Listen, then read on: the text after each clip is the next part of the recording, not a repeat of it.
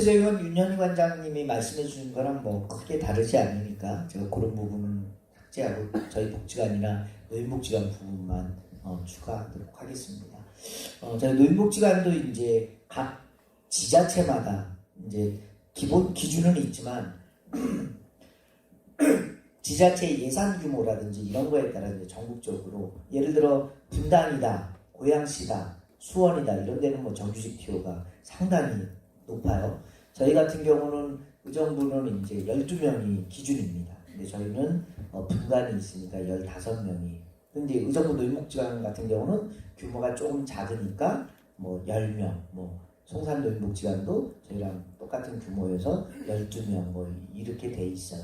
이제 나머지 직원들은 이제 사업에 따라서 종합사회복지관처럼 이제 계약직으로 이렇게 뽑게 되는데 노인복지관은 뭐 여타 이 장애인복지관이나 종합사회복지관에 비해서 특화사업이나 부설사업이 워낙 아까 고령화 얘기 드렸잖아요. 그러니까 워낙 떨어지는 사업들이 많아서 비정규직 또는 계약직 규모가 정규직보다 더 많이 있는 경우가 사실 많습니다.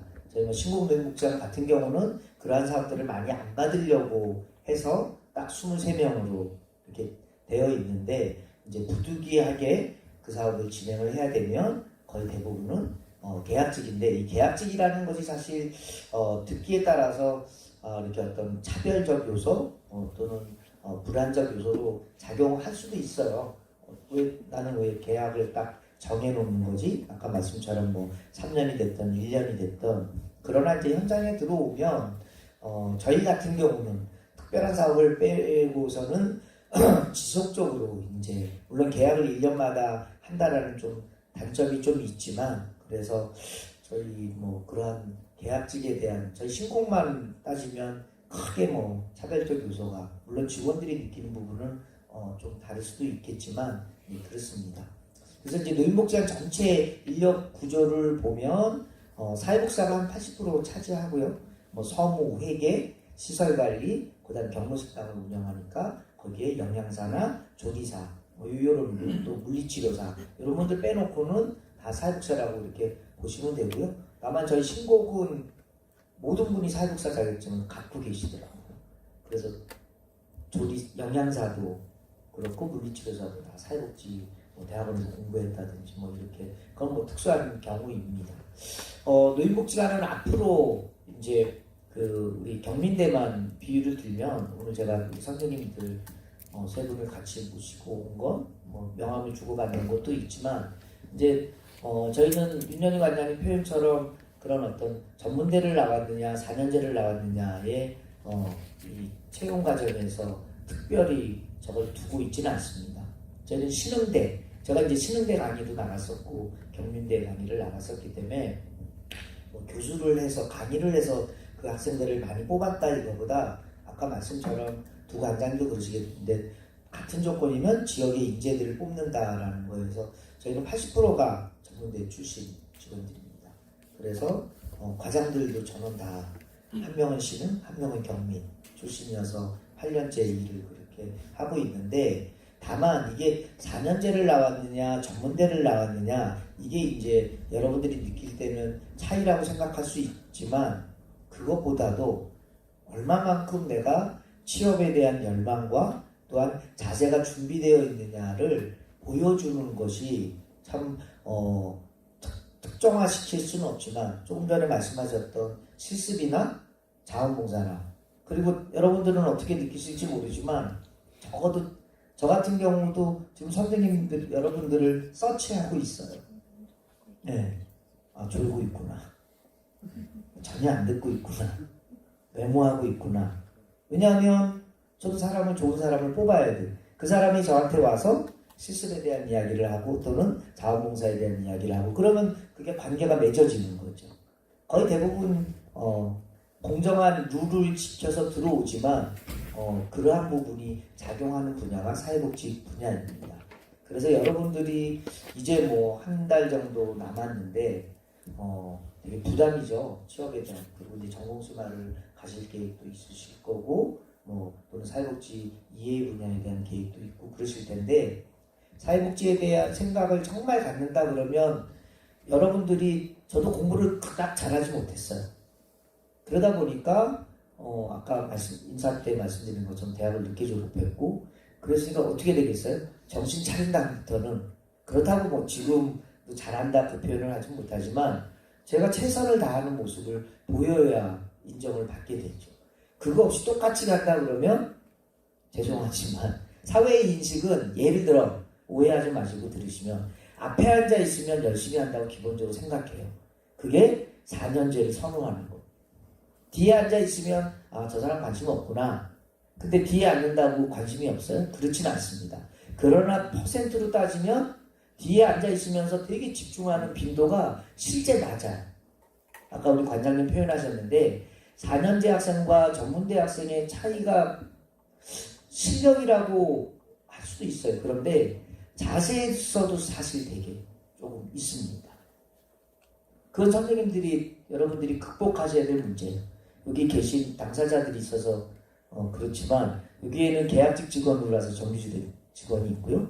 2명은 제가 언제든지 자리가 생기면 정규직으로 그만큼 아직 1년 안 된 우리 안정영 선생님도 있는데 실제 그 얘기도 왜냐? 본인이 보여줬거든요.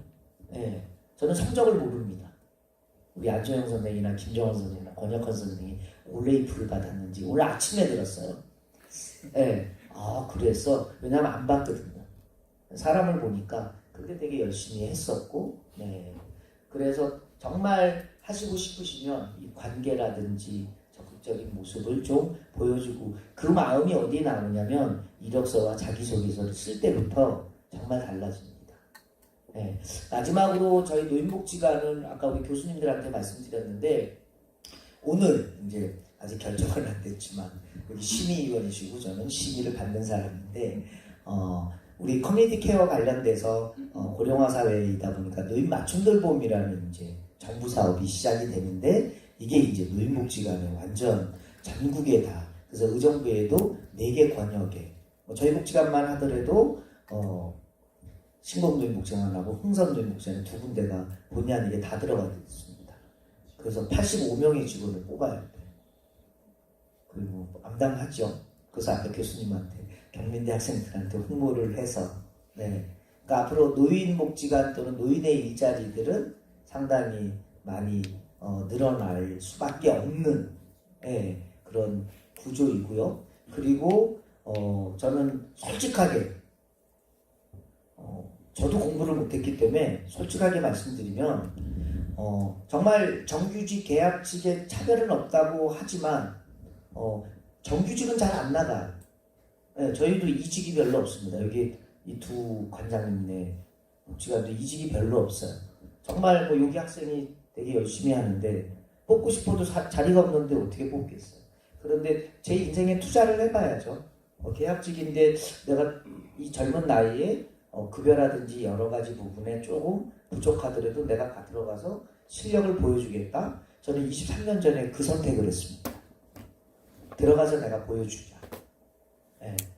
그래서 그러한 뭔가 자기 인생에 좀 뭔가 그 투자? 그래서 한 10년 후에 내가 계속 뭐를 하고 있을까 이렇게 멀리 보면서 지금 자기에 대한 투자를 하는 것도 참 필요치 않을까라는 생각을 하고요. 공고는 보통 복지관 홈페이지나 아니면 아까 구인 사이트라고 그랬는데 복지넷이라고 하는 데와 한국사회복지협회 이런 데는 의무적으로 이렇게 올리게 되어 있습니다. 그래서 수시로 관심 있는 기관 홈페이지 들어가서 지금 아니더라도 지금부터 보시면 거기에서 원하는 서류를 미리 준비하시고 어떤 유형의 자격증을 요구하구나. 근데 내가 그게 부족하다고 하면 빨리 취득하셔야죠. 그때 당장 가서 제가 그랬습니다. 정말 취업이 될 뻔했는데요. 딱 서류를 내려고 그러니까 뭐가 하나가 부족하더라고요. 준비가 덜 돼 있었던 거예요. 그건 제 책임이에요. 그래서 여러분들 같은 경우 지금부터라도 계속 그 기관이나 그 분야에 그 어떤 사람들을 원하는지에 대해서 해보고 미리 이력서와 자기소개서도 미리 준비하시면 조금 도움되지 않을까. 네. 나중에 질문하면 더 구체적으로 말씀드리겠습니다. 네. 네, 감사합니다.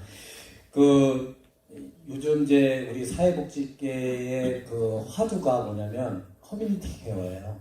이제 새롭게 이제 시작을 하게 되는 건데 그게 이제 우리 의정부에만 4개 권역으로 하는 거예요? 아니면은 경기도뿐만 아니라 전국적으로?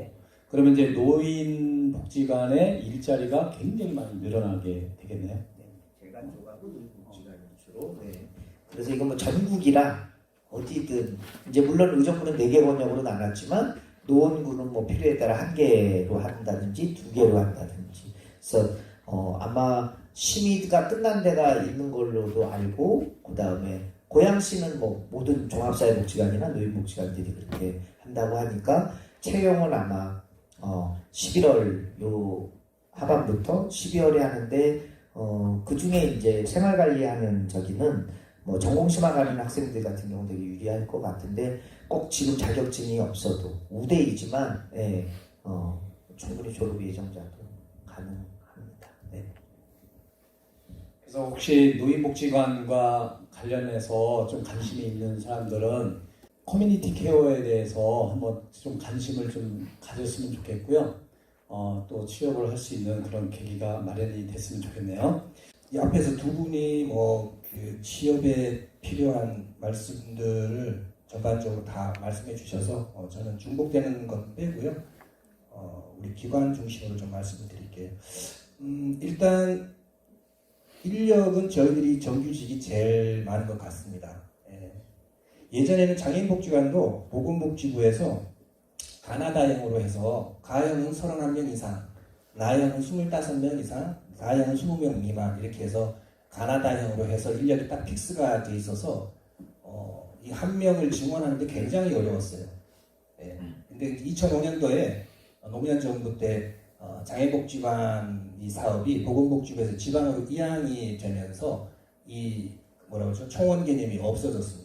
그래서 지자체의 승인만 얻으면 증원이 가능한데 실질적으로는 그것도 굉장히 어렵습니다. 예산과 관련돼 있어서 저희들은 예전으로 따지면 이제 가형이고요. 정규직이 39명입니다. 이 중에서 정규직이 39명이고요. 계약직이 11명. 계약직도 1년마다 그 기금사업회 같은 경우는 1년마다 재계약을 하는데 보통 무기계약이라고 해서 한번 계약을 하면 2년 지나면 무기계약직으로 전환이 됩니다. 그래서 말은 계약직이지만 기금사업에서 어떤 그 인건비 지침이 명확히 명시되어 있으면 그걸 따르지만 복지관 봉급 체계하고는 다르게 그렇지 않으면 다 복지관에 있는 정규직과 똑같이 급여, 복리후생, 휴가 다 적용이 됩니다. 그래서 정규직 39명, 계약직 11명에서 총 50명이고요.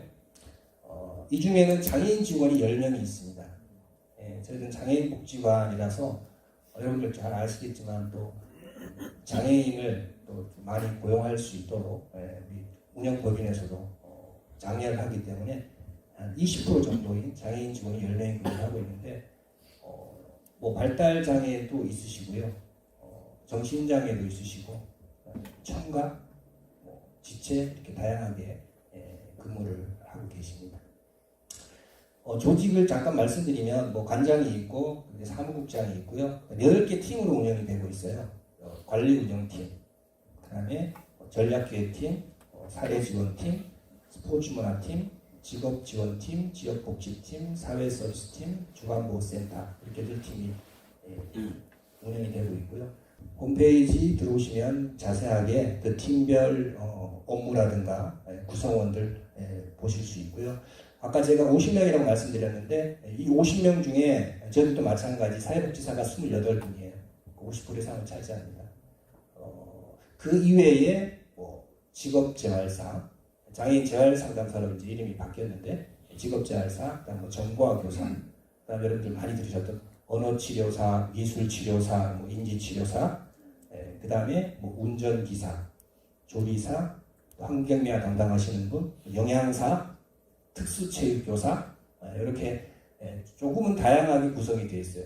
장애인복지관의 인력이 다양하게 구성되어 있는 이유는 노인복지관은 노인분을 상대로 하시죠. 그 장애인은 장애인을 상대로 하는데 어때요? 연령대가 생애 주기별로 영유아에서부터 어르신까지 다 있어요.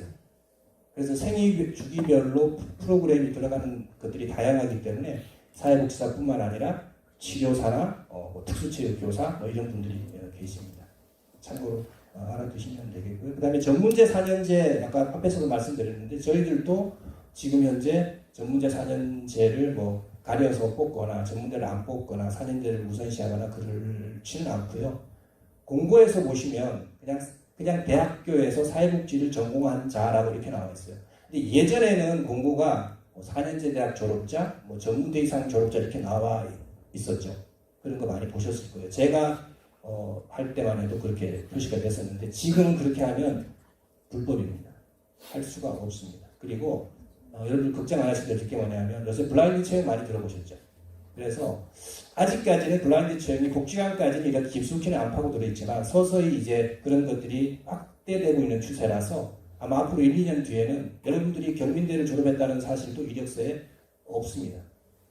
그래서 그냥 홍길동 무슨 뭐 전공 어떤 활동들 실습 어디서 받고 뭐 이런 것들이기 때문에 여러분들이 이제 졸업을 하셔서 내가 사회복지 시설로 취업을 하겠다 그러면 사회복지 시설로 취업을 하게 되면 장애인 쪽으로 갈 거냐, 아동으로 갈 거냐, 뭐 여성으로 갈 거냐, 청소년으로 갈 거냐, 어르신으로 갈 거냐, 그냥 사회복지관으로 갈 거냐 이런 것들을 정하셔야 되고요. 그런 것들은 단순히 뭐 이렇게 정하는 게 아니고 여러분들이 아까 말씀드렸지만 실습이라든가 자원봉사활동이라든가 이런 것들이 쭉 이렇게 구슬처럼 엮여가지고 면접 볼 때 그런 게 필요해요. 갑자기 청소년 하다가 장애인 쪽으로 돈다든가 장애인 하다가 어르신 쪽으로 돈다든가 이런 것들은 면접 볼 때 질문이 분명히 들어가거든요. 그래서 처음에 내가 장애인 선택했으면 실습, 자원봉사활동 이런 것들이 쭉 좀 연결이 되고 장애인 쪽으로 취업하기 위해서 어떠한 노력들을 했다는 스토리들을 좀 가지고 계시는 게 나중에 취업하실 때 훨씬 도움이 될 것 같고요. 저희들도 마찬가지로 정기적으로 뭐 일반 기업체처럼 상반기 언제, 하반기 언제 정기적으로 채용 시기가 있는 건 아니고요. 결혼이 발생하거나 그다음에 외부 공모 사업 등으로 인해서 인력 채용이 필요할 때 반드시 모집 공고를 통해서 냅니다. 관장이 뭐 아무개 데려와서 이렇게 뽑는 게 아니고요. 15일간 채용 공고를 내서 채용을 하게 되고요. 아까 말씀하신 대로 정규직은 잘 안 나갑니다. 안정적이고 하기 때문에 잘 안 나가는데 그래도 뭐 1년에 한두 개 많이 있으면 한두 개 없을 때도 있고요. 주로 이제 계약직인데 아까 앞에서 말씀드렸지만 계약직이라고 실망하실 필요 없어요. 무기계약직으로 전환될 수도 있고 정규직에 기회가 있으면 어플라이 할 수도 있습니다. 그렇기 때문에 내가 뭐 계약직이라고 해서 전혀 거기에 부담 가질 필요가 없고요. 그 다음에 저희들이 공고를 할 때는 우리 복지관 홈페이지나 한국사회복지사 홈페이지, 그 다음에 뭐 아까 말씀하신 복지넷, 고용노동부 워크넷도 있어요. 고용노동부 워크넷 이런 데를 통해서 구인 등록을 하고요. 그 다음에 기타 이제 관내에 있는 인근 대학교에 저희들이 추천을 받아야 된다고 필요할 때는 공문을 보내서 추천을 받기도 하는 경우도 있습니다. 그 다음에 전형은 서류와 면접을 통해서 이렇게 선발을 하고 저희들도 시험은 없습니다. 예전 기관에 있을 때 제가 시험을 한번 쳐봤는데 우리 지금 장애인 복지관은 시험은 없고요. 서류와 면접을 통해서 선발을 하고 있습니다. 네, 이상입니다.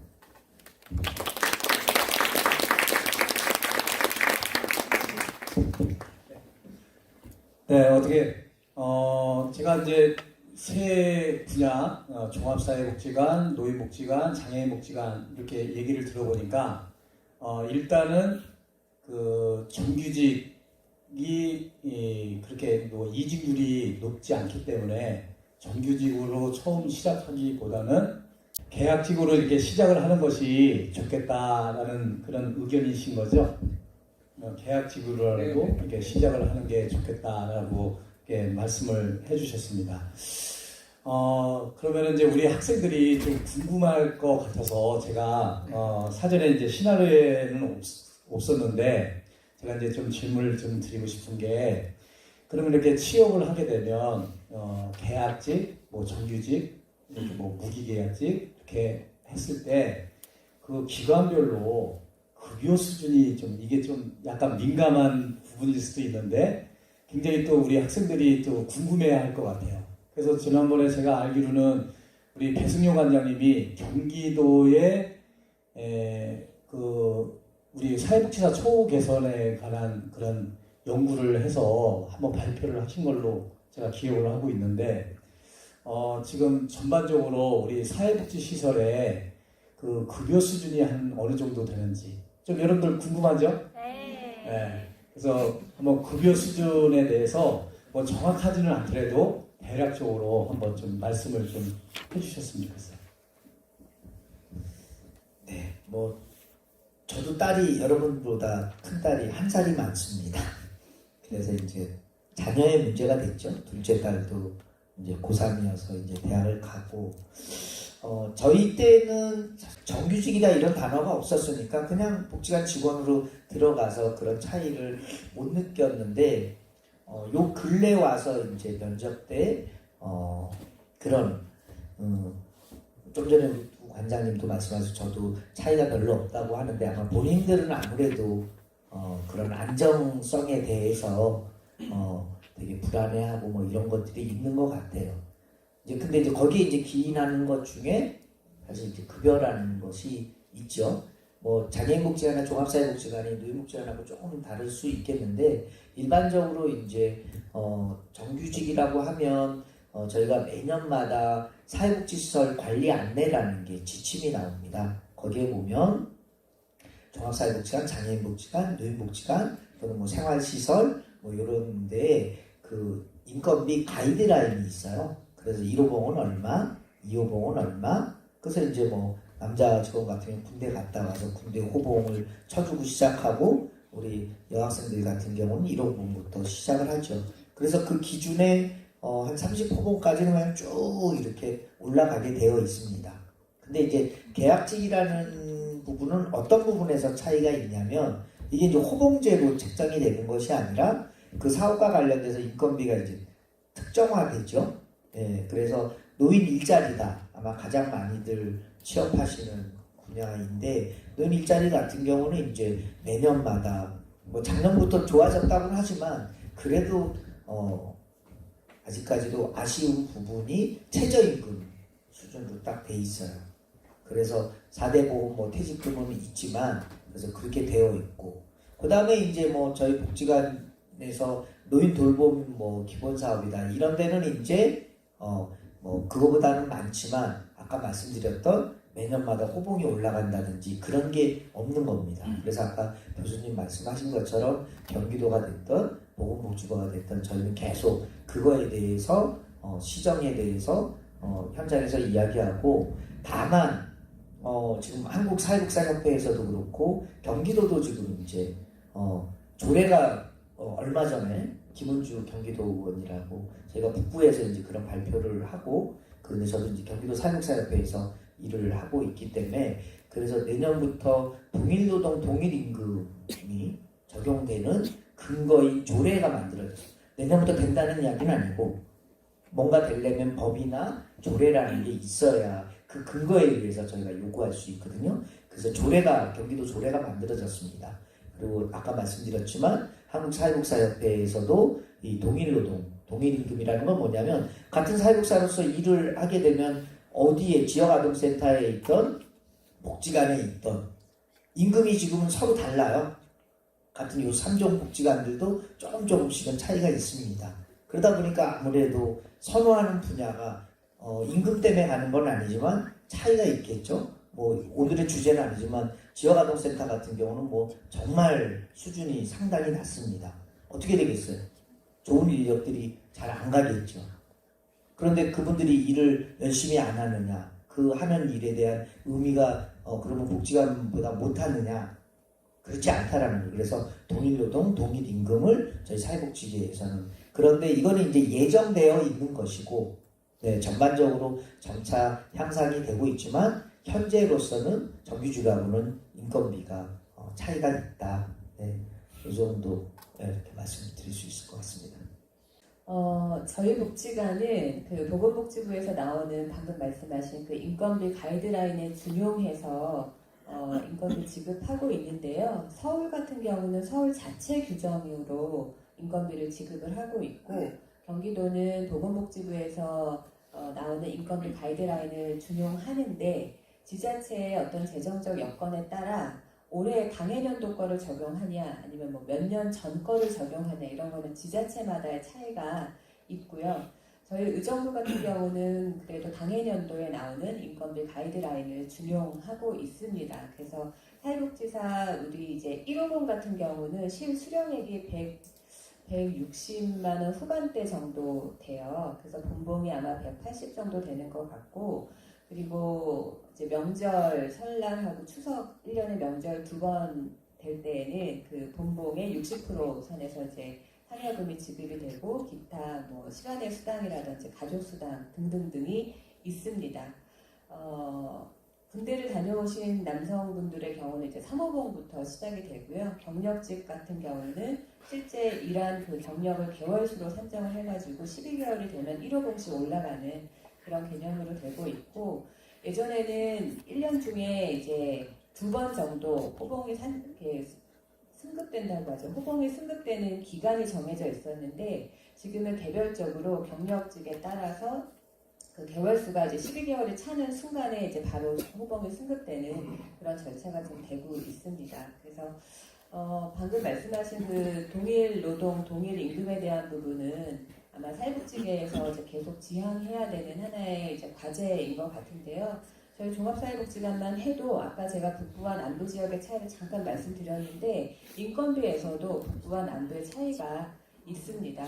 가령 시간의 수당이라고 하면 북부 저희 같은 경우는 시간의 수당을 이제 한 달에 10시간까지만 인정을 해주는데 남부 지역은 20시간 뭐 그 이상까지 다 인정을 해준다 하네요. 그러니까 이런 것처럼 약간 지자체마다의 약간의 차이는 있습니다만은 전체적인 기본 툴은 보건복지부에서 나오는 인건비 가이드라인이고 서울은 서울만의 독특한 그 규정이 있어서 보통 경기도권보다 서울이 약간 급여 수준이 높다라고 알고 있고 정확히 어느 정도 차이가 나는지까지는 저도 서울을 못 가봐서 네, 서울 지역은 네, 그렇다라고만 이제 들었고요.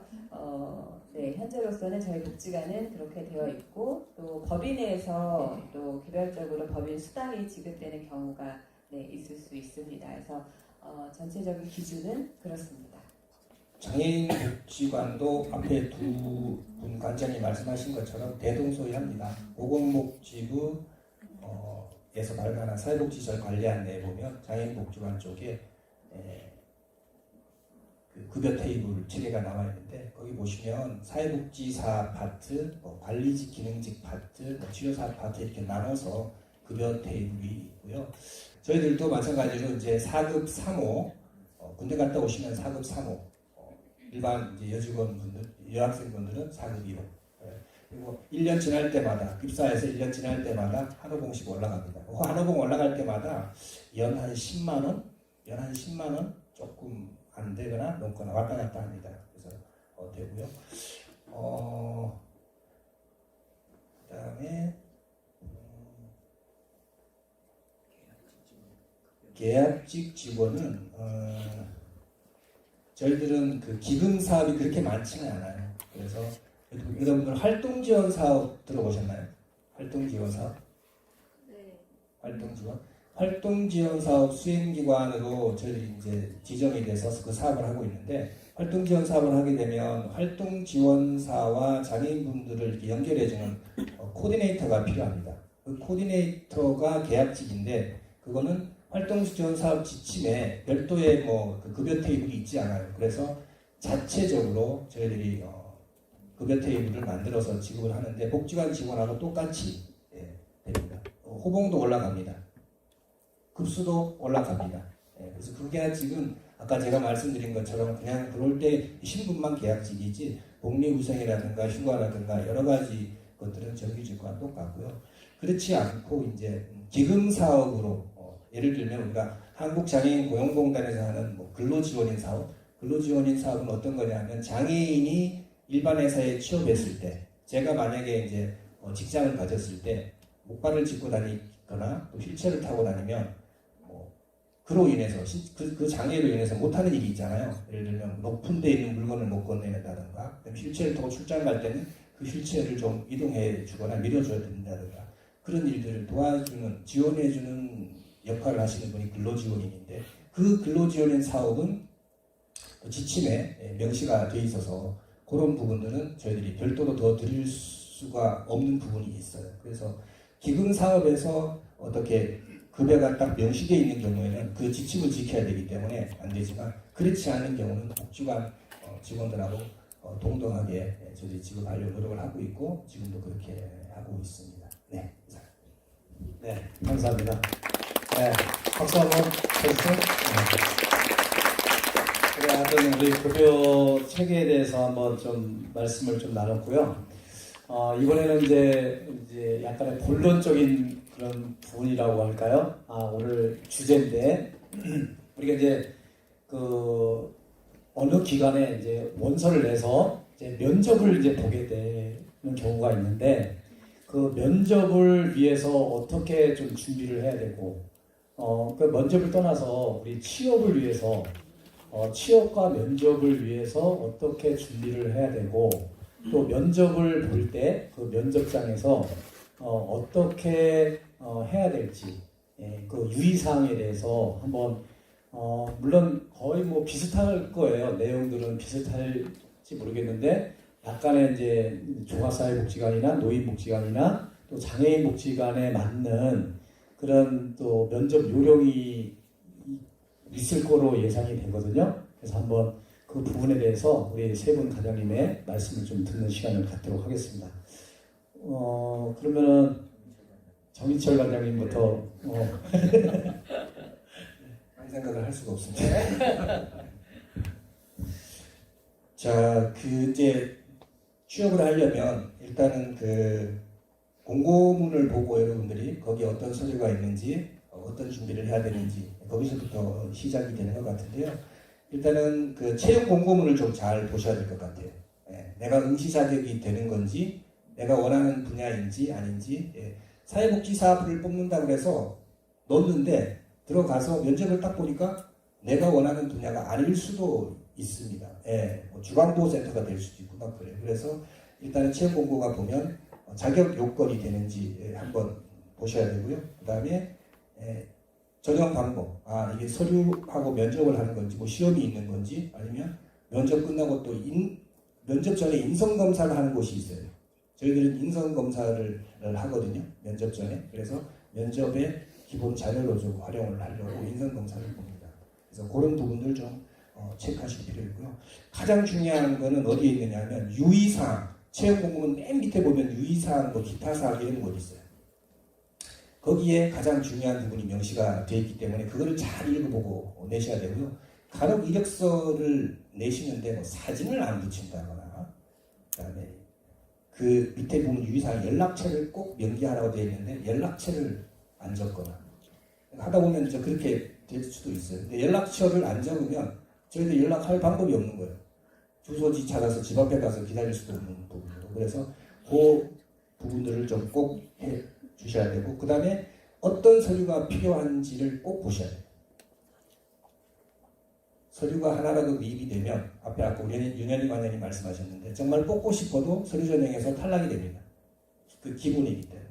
그리고 저 혼자서 그냥 심사를 하게 되면, 이 친구 지난번에 특강 때 봤던 친구인데 넣어줘야지.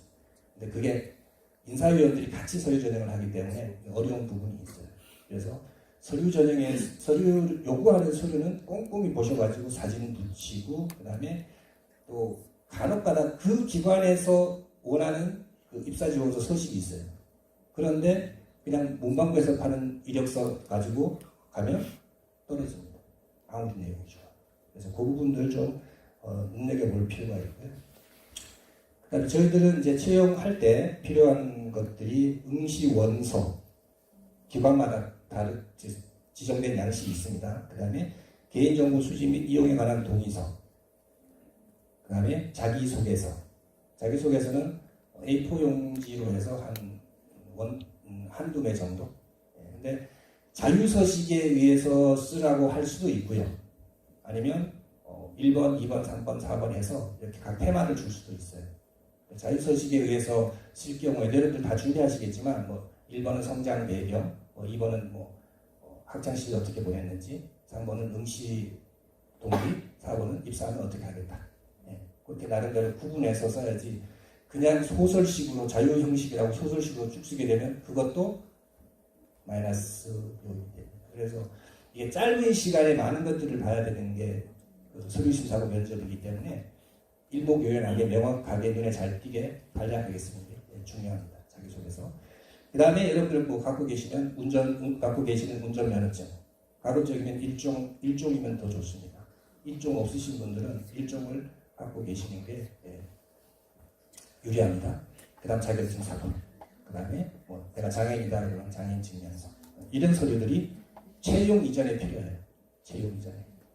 예전에는 뭐 서류들이 뭐 성적 증명서, 졸업 증명서, 주민등록 등본 막 이렇게 다 요구를 했었는데 요새는 개인정보다 해가지고 그런 블라인드 채용이다 그래서 그런 서류들을 지향을 합니다. 필요하다면 나중에 최종 채용된 다음에 그런 서류들을 갖추고요.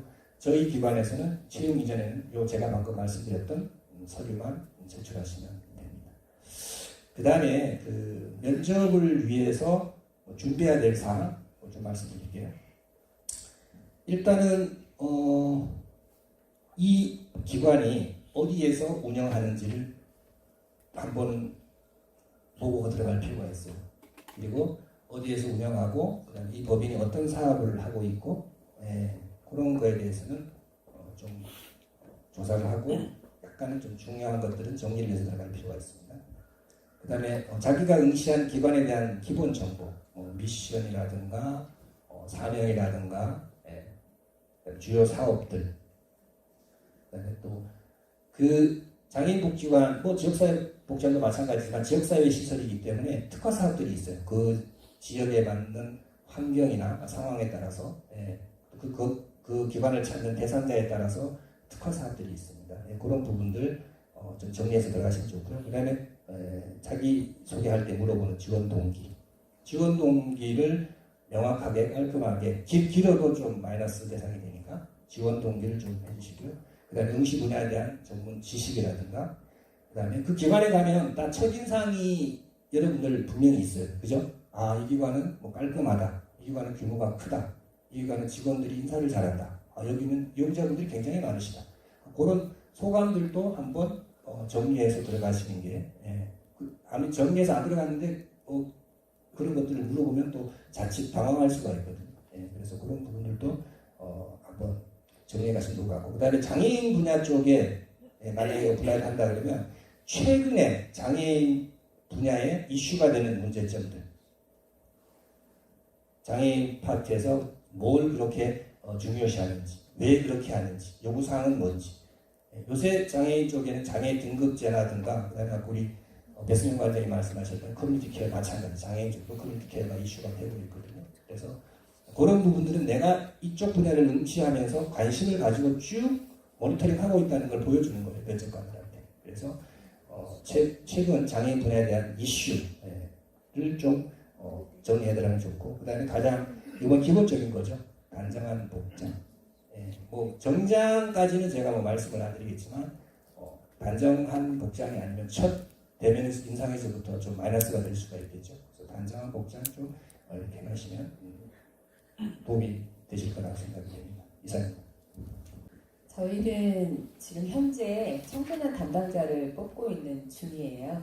그래서 그 예를 들어서 설명을 드린다면 저희가 이제 청소년 담당자를 뽑는데 청소년 담당이 해야 될 역할은 향후 이제 청소년들에 대한 서치를 진행하고 또 그 서치를 바탕으로 해서 프로그램을 좀 개발하고요. 또 지역 안에 여러 가지 학교들이 있으니까 학교하고 연계를 맺어서 청소년들의 활동을 좀 다양하게 기획을 해야 되고, 또 자원봉사하는 동아리들이 있어서 이 동아리에 대한 활동을 또 기획을 해야 되고, 또 대학생들하고의 또 그런 영역도 같이 구축을 해야 되고, 이제 여러 일들을 좀 해야 됩니다. 그러다 보니 주말 근무를 할 수밖에는 없어요. 요새는 주 5일 근무를 하기는 해야 되는데 업무의 특성상 주말 근무를 해야 되고 또 필요에 따라서는 야간에도 근무를 좀 해야 됩니다. 물론 근무를 하면 이것에 대한 보상적 개념으로 평일에 쉴 수 있도록 하기는 하는데요. 이게 토요일날 쉬는 것과 또 평일에 쉬는 것과의 어떤 체감의 차이가 있기 때문에 우리 젊은 선생님들이 일에 대한 열정은 열정이되 그것은 또 그거대로 힘들어하는 경향이 있으시더라고요. 그래서 제가 말씀드리고 싶은 것은 어느 영역에서 뽑는지를 정확하게 인지하시고 본인이 거기에 대한 준비가 되어 있는지에 대한 또 자기 그 검열이라고 표현하는 자기에 대한 그 리마인드가 좀 사전에 됐으면 좋겠다 하는 생각이 좀 있고요.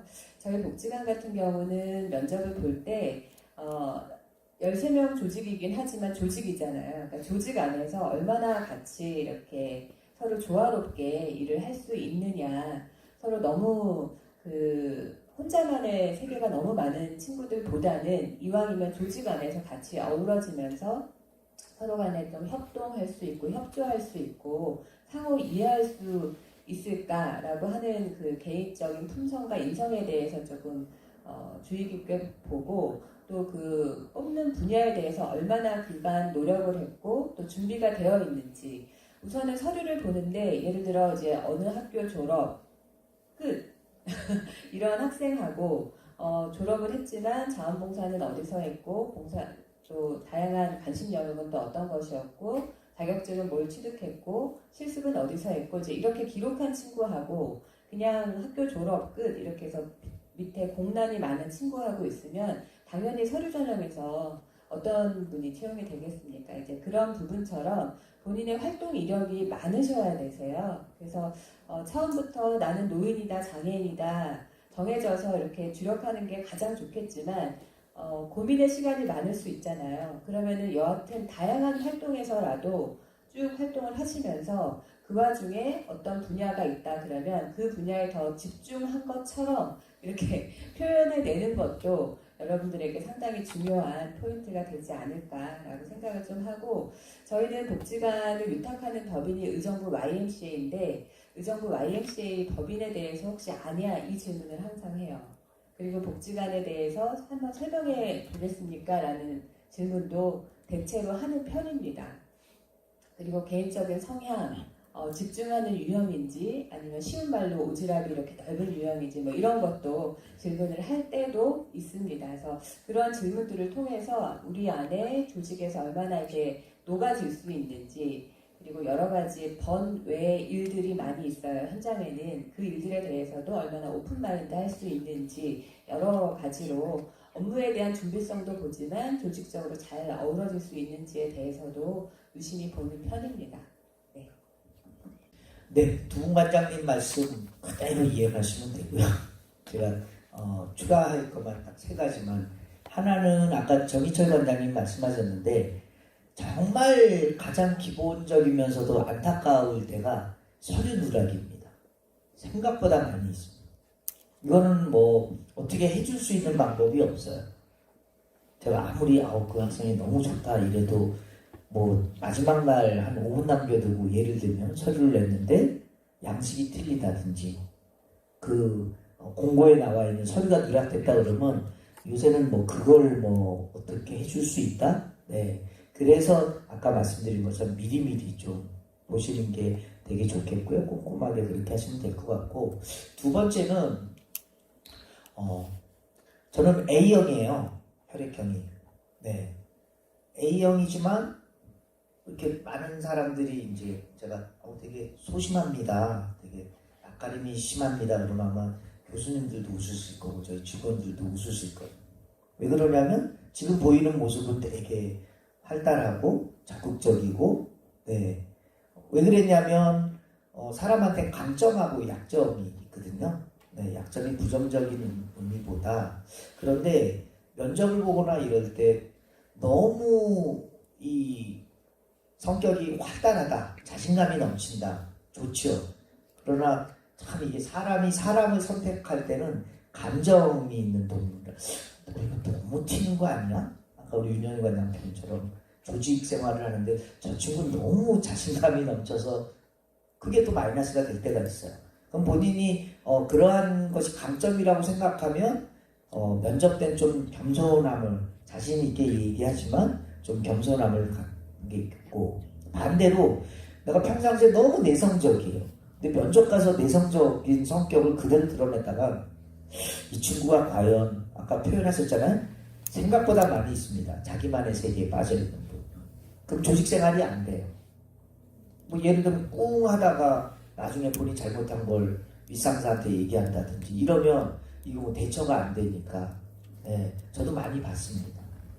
그래서 그런 분은 좀 더 면접할 때 적극성을 보여줘서 제가 성격이 이렇지만 저는 그걸 이렇게 바꿔나가는 노력 중입니다라는 걸 보여줘야 저 사람이 자기소개서에 보면 저는 이러이러한 성격이지만 그게 약점이지만 이런 것을 개선하기 위해서 이런 노력을 해왔고 또 할 것입니다라고 불식시켜주는 거거든요. 아까 어느 관장님 처음에 말씀하셨지만 많이 길어봐야 20분 30분에 그리고 서류는 잠깐 보는 거에 본인을 선택해야 되는 거에 대한 기본적인 책임은 우리 지원하는 사람한테 있는 거죠. 그리고 이제 지난주에 저희가 대체 인력을 뽑았습니다. 그래서 여자 2분, 남자 2분 이렇게 했는데 비유를 들면 이 남자 2분은 왜 우리 복지관에 지원했는지가 전혀 명확하지가 않았어요. 뭐에 관심이 있으세요? 그랬더니 일자리에 관심이다. 뽑는 직종은 딴 거였거든요. 그러니까 준비가 전혀 안 돼요.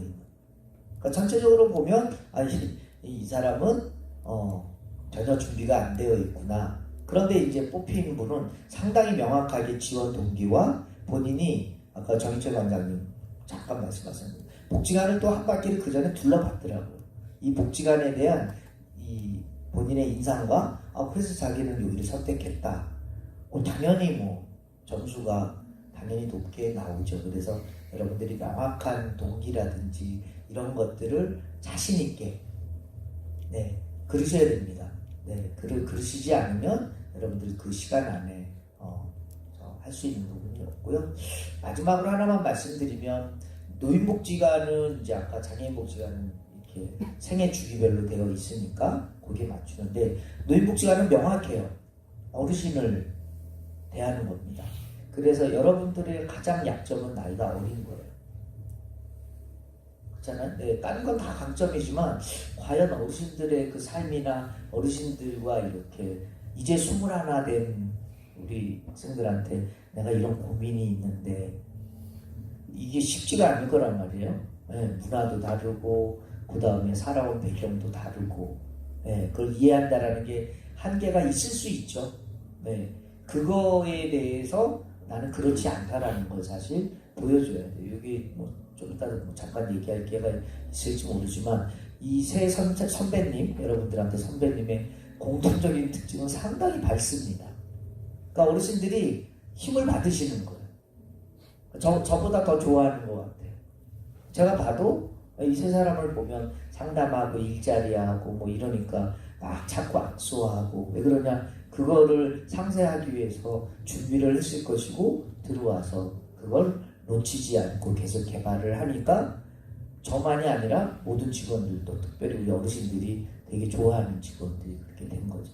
그러한 것들을 준비하시는 게 좀 좋지 않을까. 나머지는 두 관장님과 똑같습니다.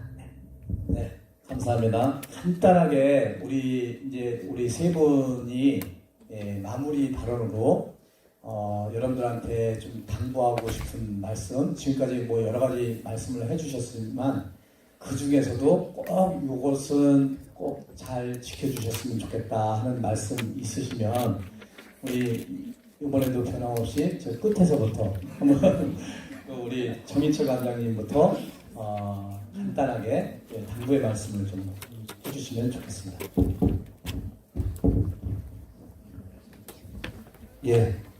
취업을 이제 앞두고 생각도 많고 내가 과연 어느 쪽으로 진로를 잡아야 될 것인가 하는 고민들이 많으실 거예요. 그리고 지금이 100세 시대잖아요.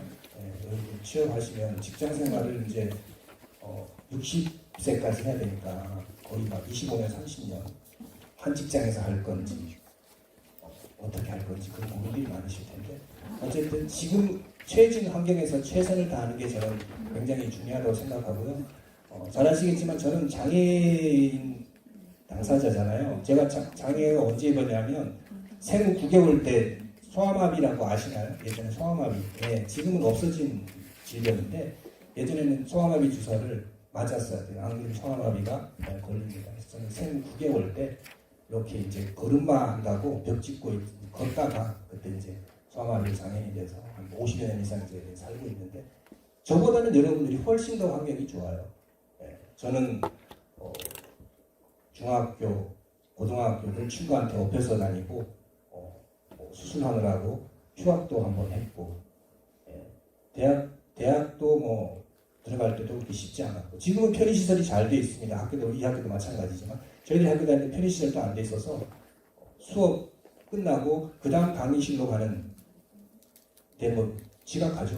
10분 만에 못 가니까 10분 5분 만에 못 가니까 그런 경우도 있어요.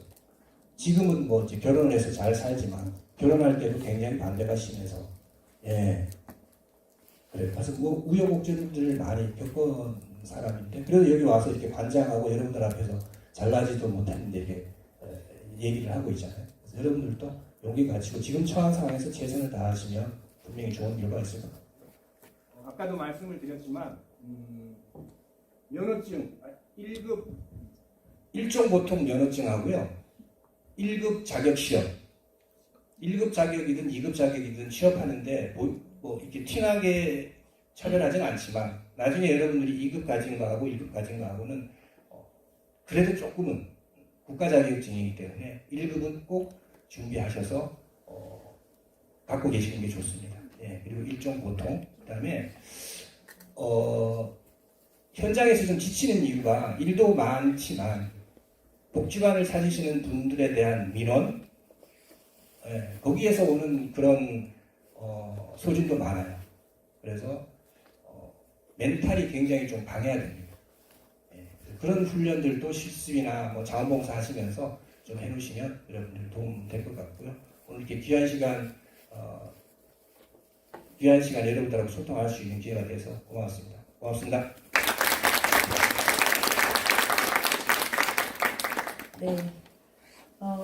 취업이 고민이시긴 하지만 뜻하고자 한다면 아마 다 취업 이루실 수 있고요. 뜻하고자 한다면 거기에 따른 이력을 잘 이렇게 하는 노력이 아마 다 수반되실 거고 그러다 보면 또 좋은 일자리가 분명히 생길 거라고 생각을 합니다. 그래서 여러분들의 발걸음을 응원드리고 저희 복지관에서도 또 이제 함께 할 수 있는 부분들이 무엇이 있는지 저희도 또 많이 고민하고 그렇게 하도록 하겠습니다. 앞서 말씀하신 것처럼 처해진 환경에서 최선을 다한다면 분명히 좋은 일이 있다라고 하는 게 굉장히 상투적인 이야기 같아도 정말 그 말이 진리에 가까운 말인 것도 같아요. 그래서 항상 좋은 일 있으시기를 바라는 마음이고요. 더불어서 말로만 하는 게 아니라 실제 노력을 좀 많이 하시기를 바라고 배순영 관장님은 직원들 서류 보고 안 혼낸다고 하셨는데 저는 혼내거든요. 그래서 본인이 부족한 영역이 있다라고 느끼면 그거는 노력을 해야 돼요. 그래서 그 부분에 있어서는 본인을 정확하게 좀 바라보고 부족한 부분이 이거다 그러면 거기에 따른 노력을 하시다 보면 분명히 더 성장하고 좋으신 분들이 되실 거라고 생각을 합니다. 좋은 기회 또 주셔서 너무 감사드리고 저 역시도 또 이 기회를 통해서 저를 돌아볼 수 있는 그런 시간이 된 것 같고 아무튼 더 현장에서 열심히 하면서 좋은 얼굴로 찾아뵙도록 하겠습니다. 감사합니다.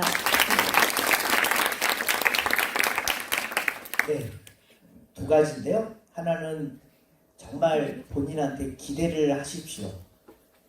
본인이 자기 자신한테 기대도 안 하는데 남이 기대한다라는 건 어려운 일이고요.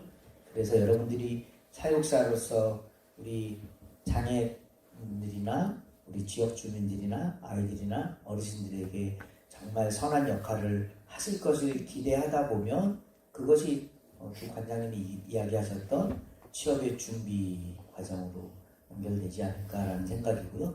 두 번째는 세상에 그 무엇보다 여러분들 자신이 되게 소중합니다. 그런데 기준이 있죠, 저희가. 네, 그 기준이 외부에 있지 않았으면 좋겠어요. 그래서 누구는 잘 됐는데 또는 누구는 어떤데 또는 분명히 뭐 우리 두 관장님이나 저나 4년제와 2년제가 무조건 차이가 없다. 1국과 2국과 차이가 무조건 없다. 이렇게 말씀드릴 수는 없습니다. 다만 그러한 기준을 뛰어넘을 수 있는 건 여러분들 스스로니까 자존감이라고 그러죠. 우리가 클라이언트라고 하는 그 복지 당사자한테 주고자 하는 것도 자존감입니다. 내가 장애를 갖고 있던 가난하던 나이가 들었던 어떤 환경에 있던 나는 소중하고 나는 행복할 수 있다라는 걸 사회복지사는 전달해 주는 사람인데 사회복지사가 되실 여러분들 스스로에게 기대와 자존감이 없다라고 그러면 어떠한 일도 일어나지 않습니다. 여러분들 저를 포함해서 관장님도 또 많은 분들이 여러분들의 노력하시는 거에 뜻하는 바에 위력이나마 아마 같이 함께 하려고 할 것 같고요. 저도 매년마다 오기는 오지만 경민은 저한테는 이제 첫사랑입니다. 네, 그래서 경민 사회복지과 하면 사실 우리 새 선배들도 오늘 와서 10년 만에 학교 온 선배도 있고 그런데 되게 설렌다고 그러는데 저도 늘 경민 올 때마다 그 설레고 우리 학교는 다르지만 후배로서 이렇게 만나는 그 시간이 되게 설레는 시간이어서 일단 귀한 기회를 주신 윤충모 교수님이나 우리 김재균 교수님, 주정 교수님도 오늘 참석치 못하셨지만 우리 교수님들한테 감사의 말씀 전하도록 하겠습니다. 감사합니다. 감사합니다. 어떻게 새로운 틀로 이렇게 토크 콘서트를 했는데 어떻게 괜찮았나요? 좋았나요? 네, 감사합니다. 우리 오늘 딱 보니까 딱 2시간 걸렸네요. 2시간 걸렸는데 걸린 시간만큼 또 의미 있는 그런 시간이 되지 않았나 이렇게 생각이 들고요. 오늘 이렇게 참석해서 수고해 주신 우리 신곡 노인복지관 배승용 관장님, 또 의정부시 종합사회복지관 관장님 윤현희 관장님, 또 의정부시 장애인 종합복지관 정인철 관장님, 이 세 분께 큰 박수로 감사의 박수.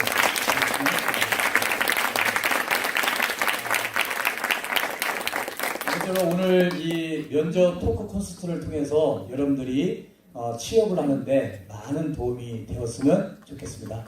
여러분 끝까지 잘 경청해 주시고 참여해 주셔서 진심으로 감사를 드립니다. 이상으로 마치겠습니다. 감사합니다.